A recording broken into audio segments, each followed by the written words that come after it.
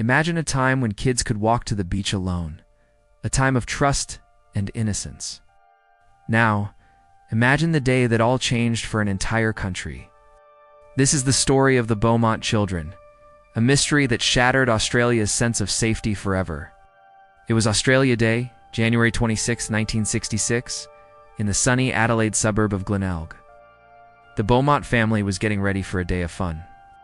9-year-old Jane, the responsible older sister, was taking her younger siblings, 7-year-old Arna and 4-year-old Grant, to the beach. It was a short trip, just a 5-minute bus ride. Their parents, Jim and Nancy, weren't worried. The children were sensible and had made the trip before. Jane was even trusted with the bus fare and a little extra for snacks. They were told to be back home by 2 p.m. at the latest. It was a simple plan for a perfect summer day. Kids caught the 10:10 a.m. bus to Glenelg Beach. The sun was shining, the waves were gentle, and the beach was bustling with holidaymakers. The Beaumont children were seen playing under a sprinkler on the nearby lawn, just like any other kids enjoying their day off. But as the clock ticked past 2 p.m., a knot of unease began to form in their mother Nancy's stomach. They were always so punctual. When 3 p.m. came and went with no sign of them, Nancy and Jim went into a full-blown panic and rushed to the police station. What started as a search for 3 missing children quickly escalated into one of the largest police investigations in Australian history. The initial assumption was that they had simply lost track of time or met with a minor accident. But as the hours turned into days, a much darker picture began to emerge. The police started interviewing witnesses, and a chillingly consistent story came to light.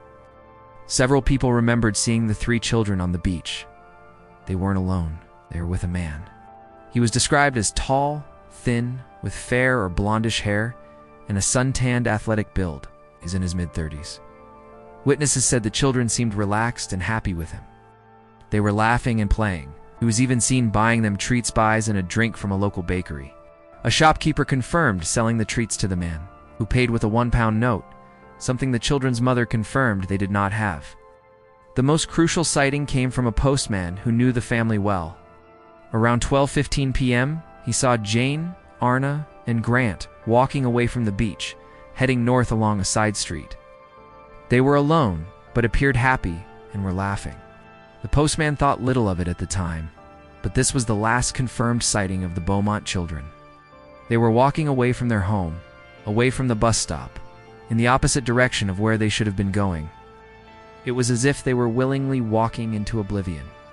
The investigation became a national obsession. The entire country was gripped by the story. Photos of the 3 smiling children were plastered on newspapers and television screens. Police, volunteers, and even the military scoured every inch of the area. They searched sand dunes, storm drains, and abandoned buildings. They even brought in a famous Dutch psychic, Gerard Crozet, who claimed the children were buried under a newly constructed warehouse. The site was excavated at great expense, but nothing was found. It was a dead end, one of many to come. Over the years, numerous suspects were investigated. One of the most compelling was a man named Harry Phipps, a local factory owner and well-known eccentric who lived just a few hundred meters from the beach. Phipps bore a striking resemblance to the police sketch of the man seen with the children. Decades later, 2 separate witnesses came forward, claiming they had been hired as teenagers and by Phipps to dig a large hole in his factory yard around the time the children disappeared. In 2018, police finally excavated the site. The world held its breath, but once again, the search yielded nothing. Ow. No bones, no clothing, no closure. The disappearance of the Beaumont children left a permanent scar on the Australian psyche. The carefree attitude of the 1960s vanished overnight.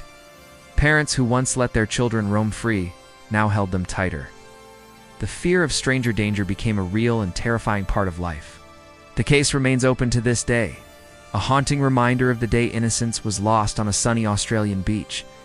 Jane, Arna, and Grant simply walked away into the summer glare and were never seen again, leaving behind a nation forever changed and a family trapped in a nightmare with no end. Thank you for watching. If you found this story as compelling as we did, please like this video and subscribe to our channel for more deep dives into real facts that have shaped our world. Follow us for updates, and we'll see you in the next one.